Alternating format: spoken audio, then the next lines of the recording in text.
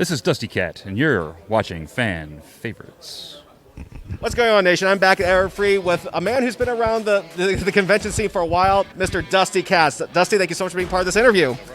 Now, the first thing I'd like to ask anybody on Fan Favorites is, how did you get your start in this particular fandom? This particular fandom, I was living in Nevada, sort of like 2008-ish time, 2009. Really in a bad spot, really bad mentally, all kinds of stuff. My friends were bringing me back to San Jose to play D&D of all things. And one late night after a session, they said, "Hey, there's this new show you need to see." "What is it?" "My Little Pony." "I'm not gonna watch that. My Little Pony." Right?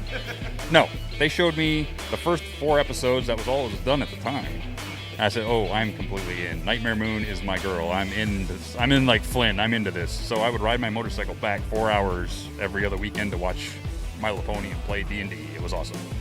Yeah, and speaking of My Little Pony, what was your take on Equestria Girls when that first came out? Because the crowd was kind of divided on that. It was a slow burn. I watched the early stuff and it started to climb on me. I find it's okay. You know, I wish, I like everybody, that it got its own ending like G4 did, but it is what it is. I enjoyed it myself. Yeah, and what are your thoughts with G5 so far, with what we've seen? Are you a bit hesitant, or do you think this is going to turn out okay? Not enough Zip Storm. Just not enough. I saw the trailer. I sort of picked it apart a little bit on the way to the con. There's some interesting things. Interesting things going on in that trailer. You have to look deeper. But yeah, I'm excited. Now, I've known you for some time, and you work on motorcycles, you've made guitars, you've even made these weird lunchbox guitars. How did you end up integrating what you already do with your interests here? I've done that my entire life.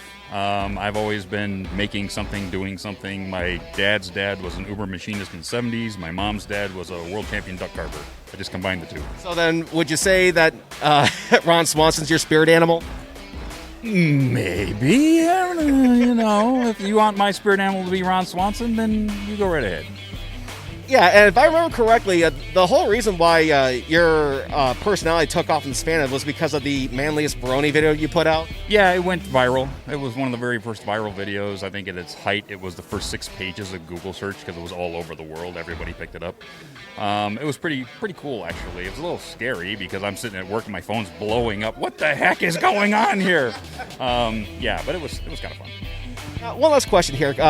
From what I understand, you actually kind of got your start in the furry fandom and then moved on over to this. What was it that this provided that the furry fandom didn't? Well, if you want to start with my fanish things, as a 6-7-year-old kid running home in the early 70s watching Kim of the White Lion, Speed Racer, Battle of Planets on Detroit afternoon TV. So my generation was the first generation that basically was indoctrinated into Japanese animation. So I was an animation fan way before anything else. And then I found comic books just out of high school, like Ozaki Yojimbo and some of these other furry comics. And I fell into that crowd. I still have very good friends in that fandom. So I did that for many, many years. I got into a troupe called Furry Night Live. So I started doing stuff with mascot costumes and stuff on stage and doing skit work and things like that, which has led me to this. All right, Dustin, thank you so much for this interview. It was really great to see you again, and I'll tell if you actually said hi. Until next time, this is the Cruizer, and I'll see you at the con. Bye-bye. Thanks again so much, Dusty.